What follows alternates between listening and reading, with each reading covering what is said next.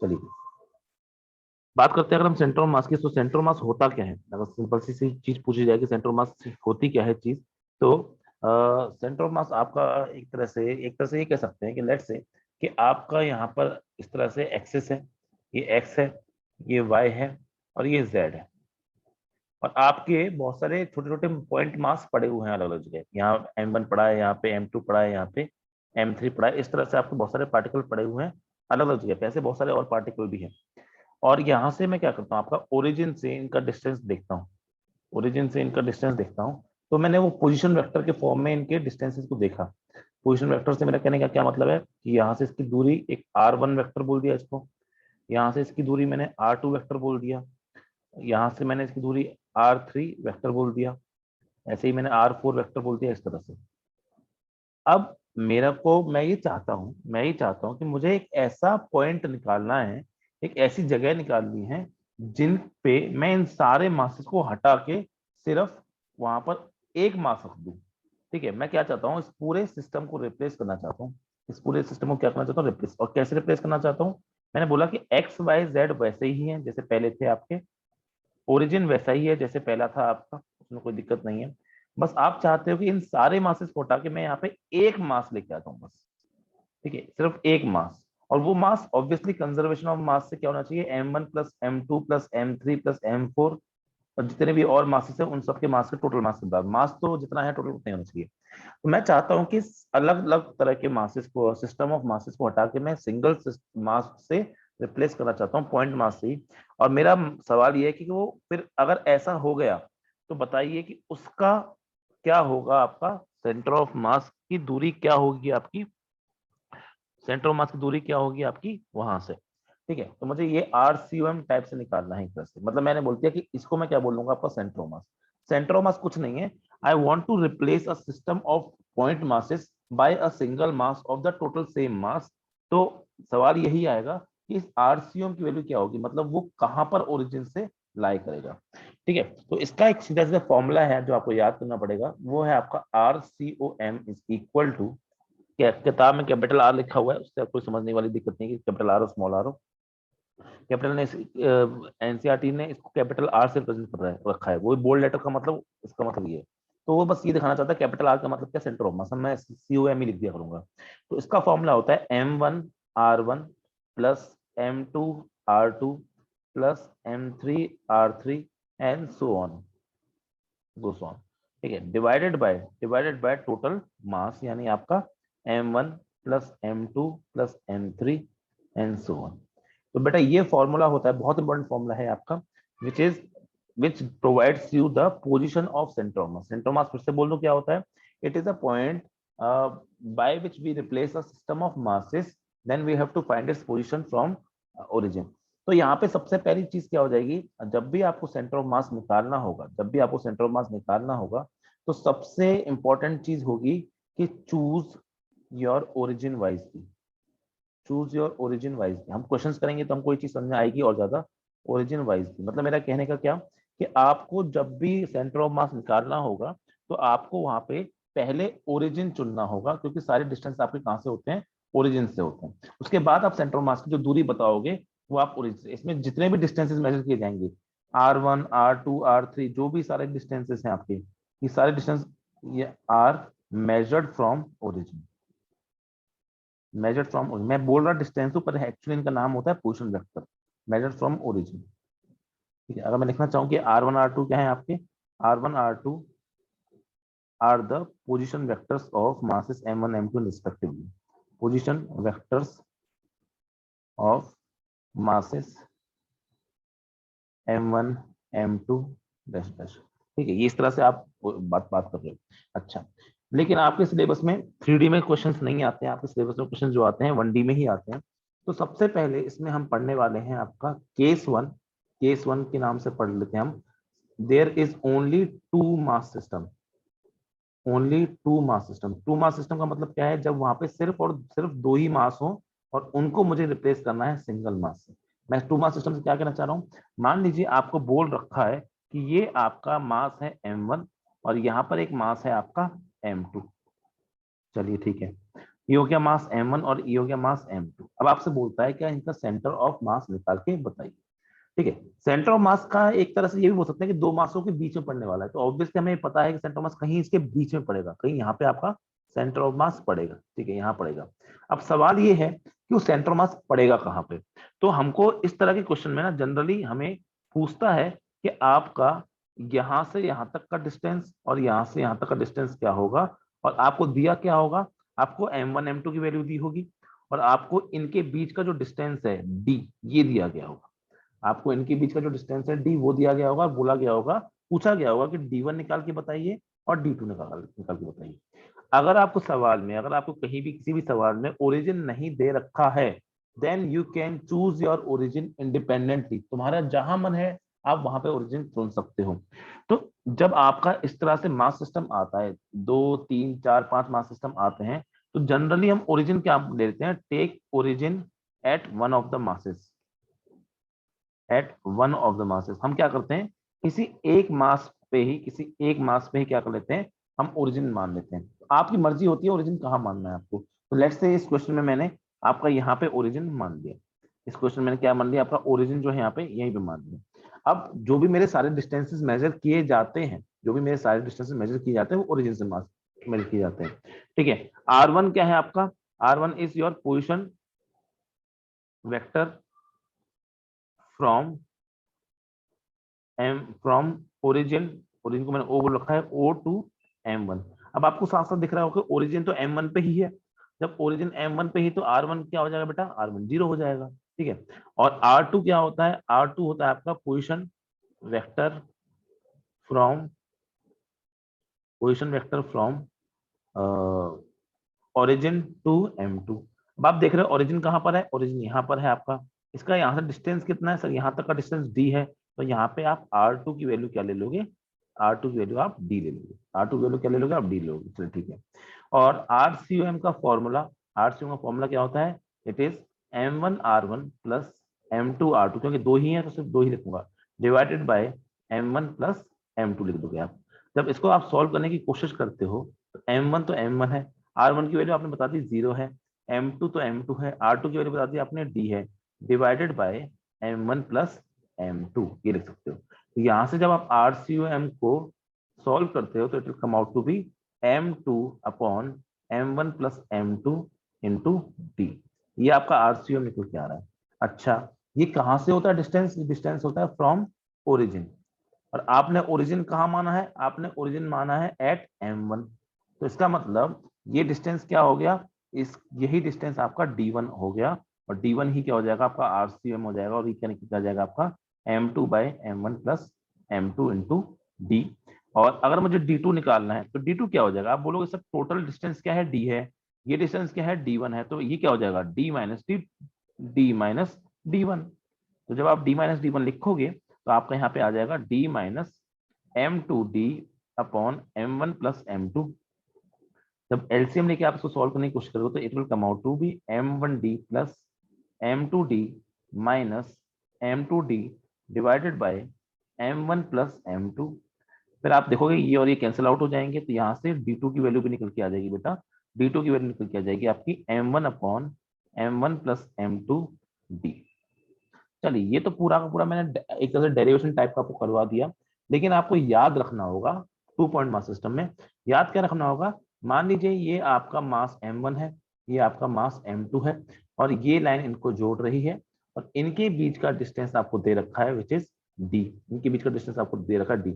अब आप origin origin के चक्कर में नहीं पड़ेंगे, जनरली इस सवाल में आपसे पूछता है, जनरली इस सवाल में आपसे ये पूछता है कि कहां पर होगा सेंटर ऑफ मास दोनों मासेस से। तो आपको ये वाला डिस्टेंस पता होना चाहिए और आपको ये वाला डिस्टेंस पता होना चाहिए। तो लेट्स से कि ये D1 माना, ये D2 माना। देखो मैं याद करने का तरीका बता दूंगा, M1 है और M2 है। पहली बात, डी ये फॉर्मूला ये आपको याद ही होना चाहिए, क्योंकि आपका एग्जाम में सीधे से पूछा जाएगा ऑब्जेक्टिव में। तो जब मैं D1 लिखना चाहूंगा, ध्यान देना, जब मैं D1 लिखना चाहूंगा तो क्रॉस पे याद रखो, जब मैं D1 पे लिखना चाहूंगा तो पहले M2 आएगा, M2, बाकी सारी चीज सेम टू सेम होगी, M1 प्लस M2 और D। ठीक है, D2 जब लिखना चाहता हूं तो D2 लिखते टाइम पे क्या करना है, आपको इस मास के बारे में सोचना है। तो ये मास क्या है आपका, ये मास है M1, ठीक है। तो divided by m1 plus m2 बिल्कुल सेम है।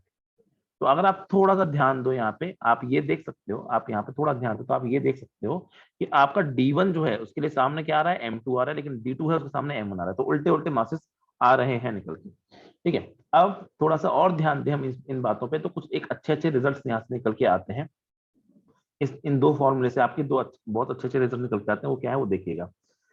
अगर मैं बात करूं यहाँ पे आपका, मैं बोल सकता हूँ कि if I will take the ratio, मतलब मैं रेशियो लेता हूँ, अगर आपका ये नोट पॉइंट में हम समझेंगे क्योंकि ये इंपॉर्टेंट चीजें हैं आपका। तो फर्स्ट पॉइंट में अगर हम समझें तो मैं पूछता हूँ कि अगर मैं D1 अपॉन D2 का बेटा रेशियो लेता हूँ, तो साफ सी बात है, ये M1 प्लस M2 सेम है, D सेम है, M1 प्लस M2 सेम है, और ये बस उल्टा निकल के आ जाएगा M2 बाय M1।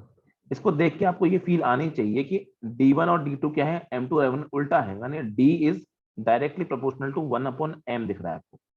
दिख रहा है, समझ में आता है मैंने कैसे लिखा है, क्योंकि दोनों उल्टे इनवर्स रिलेशन दिख रहा है, राइट।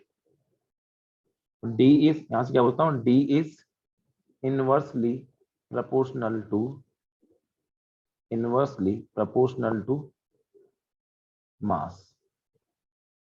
ठीक है।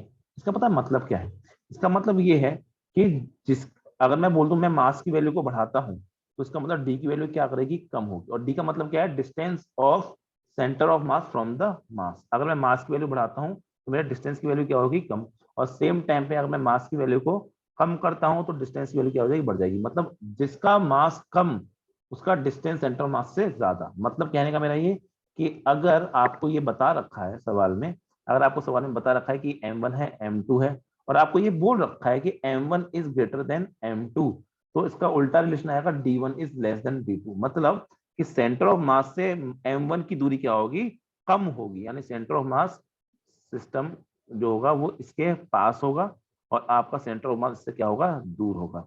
इससे ये बात भी समझ में आती है, हम यहाँ से एक रिजल्ट और बता सकते हैं यहाँ से, वो ये कि आपका centre of mass is nearer to, centre of mass is nearer to heavier मास।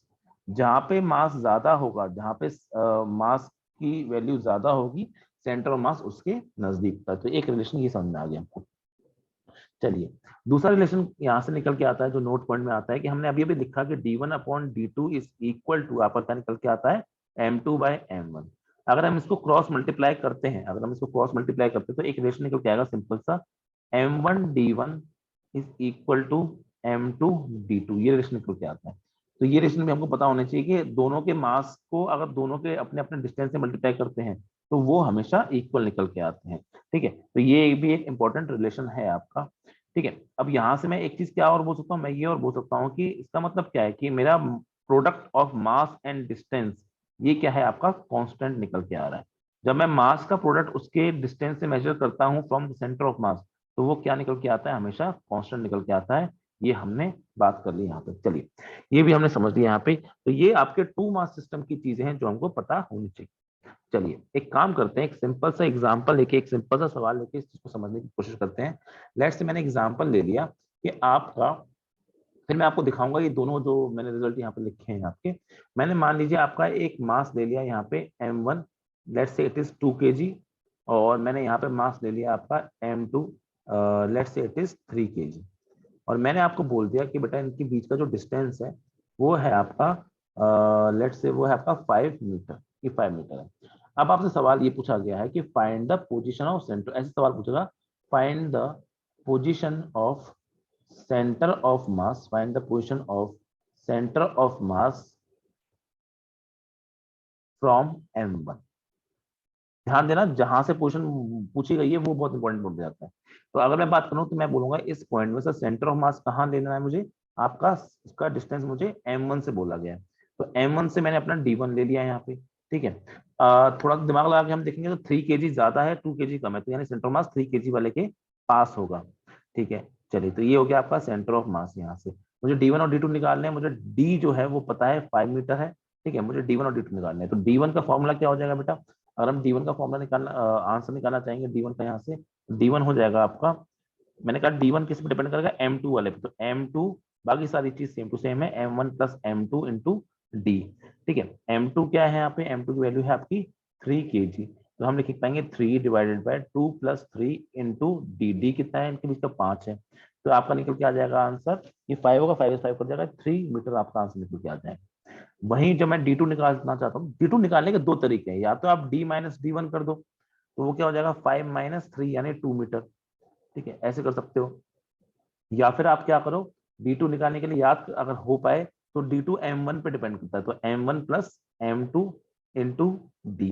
तो यहाँ से भी जब आप निकालोगे इसका आंसर, तो 2/2 प्लस 3 इंटू 5, 2 प्लस 3 5 होता है, कट जाएगा 5 से 5, तो ये 2 मीटर ही आंसर निकल जाएगा। तो किसी भी तरीके से आप आंसर निकाल सकते हो, आपके ये दोनों आंसर निकल कर देंगे। ये M2 से डिस्टेंस है और ये M1 से डिस्टेंस है, आपको ये वाला आंसर निकालना था। अब जो हमने नोट पॉइंट्स देखे हैं उनको एक बार कंसिडर कर लेते हैं। तो D1/D2 जब मैं निकालना चाहता हूँ, मैंने जो नोट पॉइंट्स वहां पे साइड में लिखवाए थे उनको अगर मैं चेक करना चाहता हूँ, D1/D2 जब निकालता हूँ तो ये निकल के आ रहा है आपका 3/2। और सेम टाइम पे जब मैं आपका M2/M1 निकालता हूँ तो ये निकल के आता है आपका 3/2 अगेन। इसका मतलब यहाँ से प्रूव हो गया कि D1/D2 क्या होता है आपका M2/M1 के बराबर होता है, इनडायरेक्टली प्रोपोर्शनल एक तरह से। सिमिलरली जब मैं दूसरा पॉइंट चेक करना चाहता हूँ तो मैं M1 इंटू D1 जब करता हूँ, तो M1 है आपका 2, D1 निकल के आया आपका 3, ये निकल के आता है 6। उसी टाइम जब M2 इंटू D2 करता हूँ तो आपका निकल के आता है ये 3 इंटू 2 6। तो मतलब मेरा M1D1 is equal to M2D2 भी निकल के आ रहा है, मतलब मेरा सेकंड वाला स्टेटमेंट भी क्या हो गया, प्रूव हो गया। तो इस तरह से हमने एग्जाम्पल के थ्रू टू मास सिस्टम पढ़ लिया, ठीक है। अब सवाल ये आता है कि अगर ऐसा हो जाए, क्योंकि जो हमने स्टार्टिंग में सेंट्रल मास की पढ़ाई शुरू करी थी, इस तरह से हमने शुरू करी थी यहाँ पे ये, तो यहाँ पे जो बेटा आर का मतलब होता है ना, पोजिशन वेक्टर होता है, जो आपका आर होता है आपका, वो पोजिशन वेक्टर होता है। अगर वो पोजिशन वेक्टर होता है तो जनरली जो पोजिशन वेक्टर जो होता है, किसी भी चीज का जो पोजिशन वेक्टर होता है, ठीक है, उसको हम कैसे लिखते हैं, जैसे आर वेक्टर को हम क्या लिखते हैं, आर वेक्टर को हम लिखते हैं हम हमेशा, जैसे ये किसी R1 आई कैप, R2 जे कैप, और ऐसे R3 के कैप पे डिपेंड करता है। ध्यान देंगे, एक काम करते हैं, R1 R2 R3 से आप कंफ्यूज हो सकते हैं, उसका तो हमें यूज करना है, ठीक है। आर वेक्टर जब भी होता है किसी भी चीज का, चाहे वो फर्स्ट मास का हो, चाहे, तो उसको हम लिखते हैं क्या, इसका एक्स कंपोनेंट, इसका वाई कंपोनेंट, और इसका जेड कंपोनेंट, आर जेड के कैप। किसी भी पोजिशन वेक्टर को आप इस तरह लिख सकते हो। तो सिंपली आप R1 को भी क्या लिख सकते हो, R1 को आप लिख सकते हो R1x आई कैप, ठीक है। ऐसे ही आप R2x, इसको मैं थोड़ा सा और अलग तरीके से लिखता हूँ, तो मैं इसको बोल सकता हूँ कि सिंपल R1 को मैं x कंपोनेंट्स का x1 आई कैप, इसको मैं x2 जे वाई सॉरी y1 जे कैप, और इसका मैं y3 के कैप लिख सकता हूँ। क्यों लिख रहा हूँ गलत में, Z1 के कैप लिख सकता हूँ। ऐसे ही जब आप R2 को लिखना चाहते हो तो आप क्या लिख सकते हो, उसको उसको आप लिख सकते हो x2 आई कैप प्लस y2 जे कैप प्लस Z3 के कैप। सिमिलरली अगर आप R3 वेक्टर को लिखना चाहते हो तो उसके भी x होंगे, उसके भी y होंगे, उसके भी z होंगे, x3 आई कैप, y3 जे कैप, और Z3 के कैप। मैंने Z3 पहले लिख दिया यहाँ पे 2, ये इस तरह से लिख दिया मैंने। चलिए, अगर इस केस में आपको RCOM निकालना है तो वो भी तो आपका XYZ पे डिपेंड करेगा, तो उसमें भी तो क्या निकल के आएगा, उसमें भी आपका XCOM आएगा आई कैप, उसमें भी क्या आएगा YCOM आएगा जे कैप, उसमें भी क्या आएगा आपका ZCOM आएगा के कैप। तो बेटा जब आपको आपको जब आर वेक्टर किसी भी पोजिशन वेक्टर को इस तरह से दिया गया हो, X1 Y1 Z1 करके, और आपको XCOM YCOM ZCOM निकालना हो, तो कोई चिंता की बात नहीं है। जब आपको XCOM निकालना है तो आप सिंपल क्या करोगे, आप सबके एक्स एक्स लोगे, मतलब जैसे M1 R1 कर रहे थे, अब हम M1 R1 ना करके हम M1 X1 plus M2 X2 plus M3 X3, और इसी तरह से हम आगे बढ़ते जाएंगे, इस तरह से करेंगे, divided by total mass. Total mass तो हमेशा क्या होता है आपका M1 plus M2 plus M3, इस तरह से करेंगे। मतलब जब आपको इस तरह से पोजिशन वेक्टर दिए जाएंगे R1 R2 R3 की फॉर्म में, तो उस टाइम पे आप x जब सेंटर ऑफ मास निकालोगे तो इसका x1 इसका x2 इसका x3 उनको जोड़ोगे इस तरह से। ऐसे अगर YCOM आपको निकालना हो तो आप YCOM कैसे निकालोगे, आप निकालोगे इसको M1 Y1 plus M2 Y2 plus M3 Y3 plus आगे वाले का divided by M1 plus M2 plus M3, इस तरह से करोगे। ऐसे ही आपको जब ZCOM निकालना होगा, सेंटर ऑफ मास का जब Z कंपोनेंट निकालना होगा, तो वो कैसे निकालोगे, M1 Z1 plus M2 Z2 plus M3 Z3, इस तरीके से आप उसको निकाल सकते हो। ये हो जाएगा आपका। इस तरह से अगर आपको कल को वेक्टर फॉर्म में अगर आपको पूछा जाए सेंटर ऑफ मास के बारे में और आपको उनके एक्स वाई जेड अलग अलग पूछे जाएं तो आप उनको अलग अलग इस तरह से निकाल सकते हो। चलिए ये बात भी समझ में आ गई। अच्छा, अब थोड़ा सा मैं पीछे चलता हूं वापस से। तो देखिए यहाँ पर इसी फॉर्मूले को हम मैथमेटिकली एक और तरीके से एक्सप्रेस कर सकते हैं। इस फॉर्मूले को हम कभी कभी मैथमेटिकली एक और तरीके से एक्सप्रेस कर सकते हैं। हम जानते हैं क्या कि अगर मैंने आरसीयूएम को लिखा, मैं अगर आरसीयूएम को वापस वही वाला फॉर्मूला मैं वापस लिख रहा हूँ यहाँ पे। आरसीयूएम का फॉर्मूला मैंने लिखा आपको सामने, क्या लिखा था, M1R1 प्लस M2R2, क्योंकि सब वेक्टर फॉर्म में होता है तो वेक्टर फॉर्म में लिखना जरूरी है यहाँ पे, और plus M3R3 divided by M1 plus M2 plus M3। अब थोड़ा सा हम मैथमेटिक्स में जाएं तो हम जानते हैं मैथमेटिक्स में जब भी कोई चीज इस तरह से किसी एक ऑर्डर में जुड़ती है, किसी ऑर्डर में जुड़ती है तो उसको हम सिग्मा या समेशन के साइन से रिप्लेस कर सकते हैं। आई होप कि आपने ये साइन कभी ना कभी देखा होगा इससे। तो इसको हम MIRI से रिप्लेस कर सकते हैं, डिवाइडेड बाय, यहाँ पे टोटल मास लिखा हुआ है ना, तो टोटल मास तो ये है क्या, ये एक्चुअली टोटल मास है। टोटल मास को हम कैपिटल M से रिप्रेजेंट करते हैं इस तरह से, तो ये M हो गया। ठीक है कुछ नहीं, टोटल मास है, तो इस तरह से भी हम चीज को रिप्रेजेंट कर सकते हैं। सिमिलरली फिर अगर इनको लिखना है तो इनको भी मैं ऐसे लिख सकता हूँ, क्या, summation of MIXI divided by total mass M, summation of MIYI divided by total mass M, summation of MIZI divided by total mass M।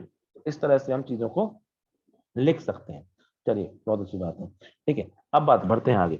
एक काम करते हैं, इस क्वेश्चन को हम समझने के लिए एक एग्जाम्पल से कर लेते हैं। एक इस क्वेश्चन को समझने के लिए हम एक एग्जाम्पल से समझते हैं। चलिए, मान लीजिए आपको बता रखा है कि इस तरह से आपको एक दे रखा है, एक्सेस दे रखे हैं। जब आपको एक्सेस दे दिया जाए तो ऑटोमेटिकली आप अपने हिसाब से नहीं, उस टाइम आपको दे रखा है ओरिजिन, तो ओरिजिन आपको उसी के साथ चलना है। ये है ओरिजिन इस बार ओ, और आपको अलग अलग मास दे रखे हैं, ध्यान दीजिएगा। यहाँ पर लेट से आपको एक मास दे रखा है M1, ठीक है, इसकी वैल्यू दे रखी है 2 kg। ठीक है, यहाँ पे आपको M2 मास दे रखा है, लेट से इसकी वैल्यू दे रखी है आपको 3 kg, और लेट से यहाँ पे आपको एक मास दे रखा है, इसकी वैल्यू आपको दे रखी है 5 kg, और इनके कोऑर्डिनेट्स आपको दीजिए, क्योंकि ये साफ सीधी बात है, ये आपका एक्सपोर्ट है तो इसके कोऑर्डिनेट्स क्या हो जाएंगे कुछ। लेट से इसका कोऑर्डिनेट आपको दे रखा है 2,0,0 दे रखा है।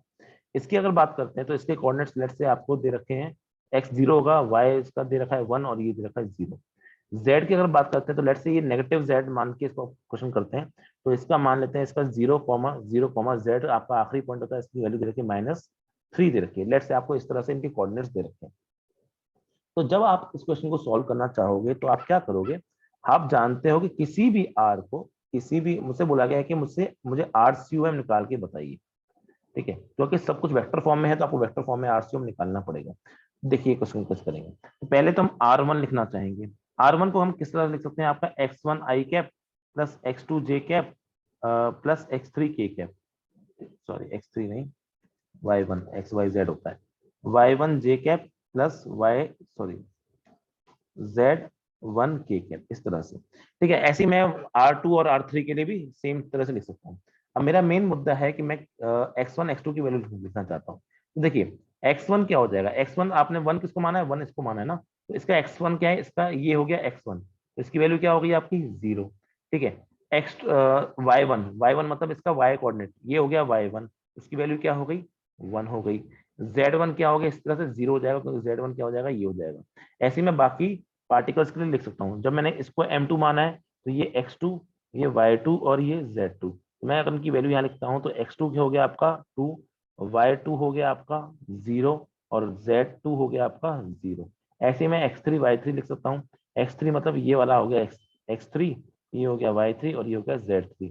x3 क्या हो जाएगा 0, y3 क्या हो जाएगा आपका 0 और z3 क्या हो जाएगा आपका -3। अब एक बार जब ये मुझे मिल गए और RCOM मुझे निकालना है तो उसके लिए मुझे क्या करना पड़ेगा, RCOM के लिए भी मैं क्या लिखता हूँ, RCOM को भी अगर मुझे लिखना होगा तो इसको भी मैं कुछ इस तरह से लिखूंगा, क्या कि इसका XCOM i cap, YCOM j cap और जेड सी यू एम के कैप, और तीनों को मैं अलग अलग सॉल्व कर सकता हूँ। देखिए कैसे, मैं बोलूंगा यहाँ पे कि एक्स सी यू एम क्या होता है आपका, उसका फॉर्मूला लिखवा था मैंने m1x1 प्लस, तीन ही पार्टिकल है तो सिर्फ तीन ही लिखूंगा, m1x1 plus m2x2 plus m3x3 divided by total mass. तो मैं m1 plus m2 plus m3 से लिखना चाहूंगा यहाँ पे। ठीक है, जब मैं इसकी वैल्यू निकालता हूँ तो m1 हो गया आपका, m1 है आपका 2, x1 है आपका 0, m2 है आपका 3, x2 है आपका 2, और m3 है आपका 5, और इसका है आपका 0, डिवाइडेड बाय आप क्या करोगे यहाँ पे 2 प्लस 3 प्लस 5। ऑब्वियसली इनको तो कैलकुलेट करने की जरूरत है नहीं, ये तो जीरो ही होंगे। और नीचे क्या आ रहा है 2 प्लस 3 5, 5 प्लस 5 10, तो इसकी वैल्यू क्या निकल के आ जाएगी 3 टू 6, 6 डिवाइडेड बाय 10 यानी 0.6 निकल के आ जाएगा आपका एक्ससीएम। ऐसे ही मैं वाईसीएम कैलकुलेट करता हूँ, तो फॉर्मुला मैं नहीं लिख रहा, फॉर्मुला आप जानते हो m1y1 plus m2y2 plus m3y3 divide by m1 plus m2 plus m3। तो जब मैं लिखता हूँ तो y1 कितना है उसका 1 है, बाकी दोनों चीज 0 है क्योंकि वो आपके अलग अलग एक्सेस में पड़े हुए हैं। तो 5 इंटू 0 डिवाइडेड बाय फिर से वही 2 प्लस 3 प्लस 5, तो इसकी वैल्यू निकल कर जाएगी 2/10 यानी 0.2 निकल कर जाएगी। जेड सी हम जब बेटा मैं निकालना चाहता हूँ आपका, तो same formula m1z1 plus m2z2 plus m3z3 divide by m1 plus m2 plus m3। तो मैं इसके लिए लिखता हूँ, तो आपको मैंने वैल्यूज पहले ही मेंशन कर रखी है, 3 इंटू 0 प्लस आपका यहाँ पे 5 इंटू -3, आप इसको यहाँ पे लिखोगे डिवाइडेड बाय 2 प्लस 3 प्लस 5। तो इसकी वैल्यू निकल के आएगी आपकी -15 डिवाइड बाय 10, तो ये आएगा -1.5 निकल के। अच्छा, तो ये आपने तीनों निकाल लिए, तो फाइनली आरसीयूएम क्या हो जाएगा, आरसीयूएम आपका हो जाएगा, it will be XCUM I cap YCUM Z J cap plus ZCUM K cap, यानी आपका 0.6 I cap plus 0.2 J cap minus 1.5 K cap. I hope मिशा आपको ये समझ में आया होगा क्वेश्चन मैंने कैसे किया, राइट? जी सर, समझा। ठीक है, तो बहुत सिंपल सा मैथमेटिक्स है और उसमें कुछ दिमाग लगाना नहीं है। तो इस तरह से हम किसी भी बॉडी का सेंटर ऑफ मास निकाल सकते हैं। चलिए ठीक है, ये बात हमको समझ में आ गई। अब बात करते हैं हम आगे समझने के लिए, तो देखिए अब हम अगर बात करें तो सुनना ध्यान से, हम अगर बात करें तो किसी भी मास डिस्ट्रीब्यूशन की जब हम बात करते हैं कि कहीं पे मास कैसे फैला हुआ है, मास डिस्ट्रीब्यूशन की अगर हम बात कर रहे हैं, तो मास डिस्ट्रीब्यूशन का मतलब होता है कहीं पे आपका मास कैसे फैला हुआ है। तो आपके पास में दो तरह के मास डिस्ट्रीब्यूशन देखने को मिलते हैं दुनिया में। आप कभी भी किसी जगह पे मास डिस्ट्रीब्यूशन देखते हो कैसे फैला हुआ है मास, तो आप दो तरह से देखते हो। एक होता है जिसको हम बोलते हैं आपका, एक होता है जिसको हम बोलते हैं आपका डिस्क्रीट मास, या आप मैथमेटिक्स में भी देखोगे नाम डिस्क्रीट मास। डिस्क्रीट मास इसका मतलब क्या होता है कि आपका, इसका मतलब डिस्क्रीट मास सिस्टम का मतलब क्या होता है आपके, कि बहुत सारे पॉइंट मासेस कंसिडर करके, पॉइंट मासेस आपके दे आर लाइंग, ठीक है, at different position, at different position. मतलब इस तरह से मैं कहना चाह रहा हूँ कि मान लीजिए आपका इस तरह से एक्स वाई जेड है, वो तो हमने अभी एक्स वाई जेड देखी थी, उसके बारे में ज्यादा बात नहीं करेंगे। एक आपका m1 यहाँ पड़ा हुआ है, m2 यहाँ पड़ा हुआ है, m3 यहाँ पड़ा हुआ है, m4 यहाँ पड़ा हुआ है। तो बहुत सारे पॉइंट मासेस हैं और अलग अलग पोजिशन पे। तो यहाँ से उसका r1 लिख देंगे, यहाँ से इसका r2 लिख देंगे, फिर r3 लिख देंगे, फिर r4 लिख देंगे, ऐसे करके हम सारी चीजें करेंगे। तो इन सब का जो सेंटर ऑफ मास निकल के आता है वो क्या निकल के आता है बेटा, वो निकल के आता है RCUM is equal to m1r1 plus m1r1 plus m2r2, और ये आगे चलता रहेगा डिवाइडेड बाय आपका m1 प्लस m2, हम इस तरह से लिख देते हैं जो हमने अभी अभी पढ़ा है। ठीक है, और इसको हम समेशन फॉर्म में क्या लिखते हैं, आपका समेशन फॉर्म में लिखते हैं आपका summation of mi divided by total mass m। ठीक है, इस तरह से हम चीजों को लिख देते हैं। अब जो दूसरा सिस्टम ऑफ होता है, जब जो दूसरा सिस्टम होता है वो होता है आपका कंटिन्यूअस मास सिस्टम। दूसरा जो होता है उसको क्या होता है आपका कंटिन्यूअस मास सिस्टम, ध्यान देना, कंटिन्यूअस मास। इसमें क्या होता है आपका, इसमें आपके पास में एक मोटी तगड़ी बॉडी होती है। ठीक है, इसमें क्या होता है कि आपका mass is lying in a large body, या mass is distributing in a large body. मतलब आपका कि इस तरह से कोई बॉडी है आपकी, इस तरह से कोई बॉडी है, और इस केस में अगर आपको निकालना है कि सेंटर ऑफ मास कहाँ होगा, इस तरह की आपको एक बॉडी दे रखी है और आपको बोल रखा है कि जो मास है, जो बेटा मास है ना, वो पूरे के पूरे में फैला हुआ है बस। तो मास है आपका वो यहाँ से लेकर यहाँ तक में पूरे में क्या हुआ है आपका, फैला हुआ है। तो पूरा मास है। इस बार आपको अलग अलग पॉइंट मास देखने को नहीं मिल रहे। मास तो है अलग अलग जगह पर वो डिस्ट्रीब्यूट हो रखा है यूनिफॉर्मली हर जगह पे। इस तरह नहीं बोल सकते आपके वो सिर्फ एक ही जगह पे रखा हुआ है, ऐसा नहीं बोल सकते। बस मास पूरे आपके बॉडी के अंदर फैला हुआ है। इस केस में जब आपको सॉल्व करना होगा तो थोड़ा सा आपको अलग तरीके से सॉल्व करना होता है। यहाँ पे बेटा हम थोड़ा सा इंटीग्रेशन का यूज करते हैं, यहाँ पे हम थोड़ा सा इंटीग्रेशन का यूज करते हैं। लेकिन जो इंटीग्रेशन से निकालने वाले मेथड होते हैं, जो इंटीग्रेशन से निकालने वाले तरीके होते हैं, वो आपके सिलेबस में नहीं है। वो आईआईटी और नीट के सिलेबस में होते हैं, वो आपके सिलेबस में नहीं है कि इंटीग्रेशन से हम कैसे आंसर निकालेंगे। आपको एक दो बॉडीज का सिर्फ सीधे सीधे याद करना है। आपके सिलेबस में बहुत ज्यादा हाई लेवल की चीजें नहीं है, वरना आईआईटी नीट में तो हम बहुत हाई लेवल की चीज पढ़ते हैं इसमें। आईआईटी और नीट में हम कंटिन्यूअस मास सिस्टम को बहुत ही हाई लेवल पे लेके जाके पढ़ते हैं, लेकिन यहाँ नहीं पढ़ना है आपको, ठीक है। तो देखिए, तो इसमें मान लीजिए आपको फिर से क्या दे रखा है, आपको फिर से आपको यहाँ पे ओरिजिन दे रखा है इस तरह से, और आपसे बोला गया है कि इस पूरी बॉडी का टोटल मास क्या है, एम है। इस बॉडी का टोटल मास क्या है आपका, एम है। और ये हो गया वाई, और ये हो गया एक्स, और ये हो गया जेड। और आपसे बोला गया इसका सेंटर ऑफ मास निकाल के बताइए। तो मैं एक अंदाजा मारूं तो मेरा लगभग सेंटर ऑफ मास कहीं बीच में पड़ेगा। जनरली सेंटर ऑफ मास लगभग बीच में पड़ता है कहीं पे, क्योंकि नाम ही उसका सेंटर है, ठीक है। मुझसे बोला गया कि बताइए उस सेंटर ऑफ मास की कितनी दूरी होगी आपकी ओरिजिन से। ओरिजिन से आपकी क्या दूरी होगी, ये पूछा गया आरसीयूएम पर से। तो बेटा यहाँ पे आरसीयूएम निकालने का तो तरीका थोड़ा सा डिफरेंट होता है as compare to this discrete mass system. Discrete mass में सबका एम लिया, आर लिया, मल्टीप्लाई किया, डिवाइड बाय मास कर दिया, निकाल दिया। लेकिन क्योंकि यहाँ पे आपको पॉइंट मास नहीं दिख रहे अलग अलग, यहाँ पे आपको क्या है बेटा, पॉइंट मास नहीं दिख रहे अलग अलग, तो आप उसको उस तरीके से नहीं निकाल सकते जिस तरीके से हम उसको अभी सोच रहे हैं। तो किस तरीके से निकालते हैं, देखिए मैं बताता हूँ, ध्यान देना। तो हम क्या करते हैं, जब भी आपके ऐसे कंटिन्यूअस मास सिस्टम आता है, जब भी आपका इस तरह का कंटिन्यूअस मास सिस्टम आता है,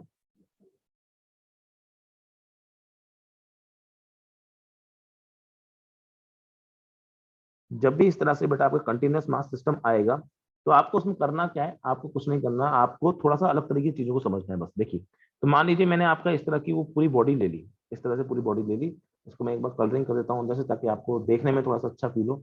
ऑब्वियसली हम यहाँ पे कर भी सकते हैं ये चीज, बाकी जगह तो कर नहीं पाते, ठीक है। अब देखिए इस तरह से ये पूरा मास आपका इस बॉडी के अंदर फैला हुआ है। तो इस तरह के जब सिस्टम आएगा मास का, तो हम कैसे आपका कैलकुलेट करेंगे सेंटर ऑफ मास, क्योंकि सेंटर ऑफ मास का तो हमने एक ही फॉर्मूला पढ़ा अभी, M1R1 वाला। लेकिन उसमें उसको हम तभी लगाते हैं जब आपका क्या होता है वहां पे, जब आपका वहां पे हो गया, जब आपका वहां पे अलग अलग मास पड़े हुए होते हैं। अब यहाँ पे आपको अलग मास तो नहीं दिख रहा है, तो हम इसमें क्या करते हैं, तो थोड़ा दिमाग लगाते हैं। देखिए इस केस में अपन क्या करेंगे, लेट से अपन वही हमेशा की तरह यहाँ पे ओरिजिन बनाते हैं। मैं जेड नहीं बना रहा क्योंकि आप समझ जाओगे जेड है यहाँ पे, ठीक। अब देखिए, तो मैं क्या बोलता हूँ, मैं इस केस में ऐसे करता हूँ सवाल को, मैं बोलता हूँ कि क्या करते हैं कि क्योंकि बॉडी कंटिन्यूअस है, पूरे में फैला पड़ा है मास आपका, तो इसमें हम दूसरा काम करते हैं क्या, इसमें हम ये करते हैं कि हम यहाँ पे एक छोटा सा एलिमेंट ऑफ मास मान लेते हैं, छोटा सा मास। ये इसको हम डीएम मास बोल देते हैं। हमने वो डीएम मास क्या है आपका, डीएम बोलते हैं आपका स्मॉल एलिमेंट ऑफ मास या स्मॉल मास एलिमेंट। हमने इसके अंदर एक छोटा सा मास का एलिमेंट पकड़ लिया, ठीक है। अब ये छोटा सा मास एलिमेंट क्या है, आपको कैसा दिख रहा है, छोटा सा मास का जो एलिमेंट है बेटा, वो आपको एक एक पॉइंट मास की तरह लग रहा है। एक छोटा मास का एलिमेंट क्या है, पॉइंट मास की तरह लग रहा है। अब हम इस पॉइंट मास की जो दूरी है उसको देखते हैं यहाँ से। तो लेट से उसकी दूरी क्या है आपकी, उसकी दूरी आपकी आर है। उसकी दूरी क्या है आपकी आर है, ठीक है। उसकी दूरी अपन ने क्या ले ली, आर ले ली, ठीक है। अब हम जानते हैं कि अगर ऐसे मैं बहुत सारे डीएम ले लूंगा, अगर ऐसे मैं बहुत सारे डीएम ले लूंगा, उनको जोड़ दूंगा, तो ये टोटल मास ही निकल के आ जाएगा। तो इस केस में क्या होता है बेटा, जब हम समेशन जो होता है ना, तो समेशन और इंटीग्रेशन दोनों का मतलब जोड़ना ही होता है। इंटीग्रेशन मतलब शब्द ही है इंटीग्रिटी, समेशन और इंटीग्रेशन का मतलब जोड़ना ही होता है। बस फर्क क्या होता है, जब डिस्क्रीट मास सिस्टम हम यूज करते हैं तो वहां पे हम समेशन लगाते हैं, और जब कंटिन्यूअस मास सिस्टम हम यूज करते हैं तो वहां पे हम इंटीग्रेशन लगाते हैं। क्योंकि अभी आपने इंटीग्रेशन बहुत ज्यादा अच्छे से नहीं पढ़ा है, इसलिए हम इंटीग्रेशन वाले सवालों पे ज्यादा फोकस नहीं करेंगे। सिर्फ मतलब आंसर निकालने के लिए आपको आंसर याद करवा देंगे। आपके सिलेबस में बहुत कम बॉडीज हैं, लेकिन हम फिर भी आपको कोशिश करेंगे कि अच्छी बॉडीज के मैं आपको सीधे सीधे बता दूंगा आंसर। तो डिस्क्रीट मास सिस्टम में अगर हम बात करें, तो इसमें हम लिखते हैं ऐसे, आपका MIRI लिख देते हैं, ठीक है। अब एम क्या होता है, पॉइंट मास होता है। हमने यहाँ पे डीएम को एक छोटा सा पॉइंट मास माना है, इस समेशन को हमने इंटीग्रेशन से यूज कर लिया, और यहाँ पे एम की जगह पे क्या लिख दिया मैंने, एम की जगह पे लिख दिया मैंने डीएम। ये आर आई क्या था, r i was the distance या position vector of m i from the origin. अब ये डीएम की क्या दूरी है यहाँ से, ओरिजिन से आर है, तो उसको हम इस तरह से लिखते हैं, ठीक है। लेकिन इंटीग्रेशन जब लिखा जाता है तो थोड़ा सा जो डी एम वाला पार्ट है वो बाद में लिखा जाता है, और उससे पहले वाला पार्ट पहले लिखा जाता है, इस तरीके से चीज लिखी जाती है। तो हम क्या करेंगे, जब हम आपका कंटिन्यूस सिस्टम में पढ़ते हैं तो कुछ नहीं करेंगे, जो चीज ऐसे लिखी हुई थी उसको रिप्लेस कर देंगे इससे, बस खत्म, ठीक है। तो मतलब इस जगह पे जो आपका आरसीओ का बेटा फॉर्मूला होगा वो क्या होगा आपका, हमने पहले ये लिखा था ना उसको हम बस उसको हम इंटीग्रेशन साइन से रिप्लेस कर देंगे सिग्मा की जगह पे, और इंटीग्रेशन साइन लगा के लिख देंगे यहाँ पे R D M divided by, तो डिवाइडेड तो हमेशा टोटल मास से ही होता है, डिवाइड बाय टोटल मास से ही होता है। तो ये आरसीएम का फॉर्मूला निकल के आ जाएगा in case of continuous mass system. RCM का फॉर्मूला निकल के आ जाएगा कंटिन्यूअस मास सिस्टम, यानी 1/m integration are D M, इस तरीके से, ठीक है। तो ये आपका हो जाएगा formula for the continuous mass system का सेंटर मास, जब आपको निकालना हो तो इस तरीके से आप इसको निकाल सकते हैं। देखो बिल्कुल उसी तरह से पढ़ना है जैसे हमने अभी पॉइंट मास वाला पढ़ा था। अगर हम बात करें यहाँ पे, क्योंकि आरसीओएम का अभी भी क्या हो सकता है, इसका एक्ससीओएम हो सकता है, इसका वाईसीओएम भी हो सकता है, और इसका जेडसीओएम भी हो सकता है, इसका एक्ससीओएम वाईसीओएम जेडसीओएम तीनों हो सकते हैं। तो अगर तीनों हो सकते हैं तो मैं यहाँ पे सिंपल क्या लिख दूंगा, यहाँ पे उसी तरह लिख सकता हूँ मैं, एक्ससीओएम क्या हो जाएगा, बस अब क्या ध्यान रखना है, अब आपको इंटीग्रेशन का इस्तेमाल करना है, 1/m इंटीग्रेशन आर की जगह पे क्या आ जाएगा एक्स डी एम। सिमिलरली मैं वाईसीओएम लिखना चाहूंगा आपका, तो बस समेशन की जगह पे आपका इंटीग्रेशन का साइन आएगा, तो integration Y D M. Similarly मैं जेड सी यू एम लिखना चाहूंगा, जेड सी यू एम अगर मैं लिखना चाहूंगा तो वहां पे क्या आ जाएगा आपका 1/m, यहाँ पे आ जाएगा आपका जेड डी एम, इस तरह से चीजें आ जाएगी, ठीक है। तो इस तरह से हम क्या कर सकते हैं, आपका कंटिन्यूअस मास सिस्टम का सेंटर ऑफ मास निकाल सकते हैं। समझ में आया बेटा? जी सर समझ आया। ठीक, अब देखिए, तो हम यहाँ पे कुछ अलग अलग बॉडीज के बारे में, सेंटर ऑफ मास के बारे में बात करेंगे। एक सेकेंड।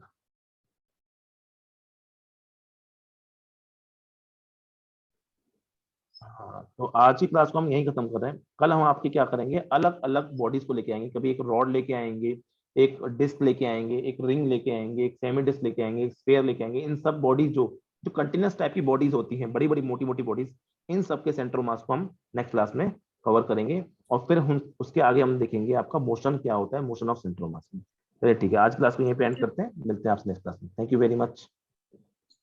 Thank you sir.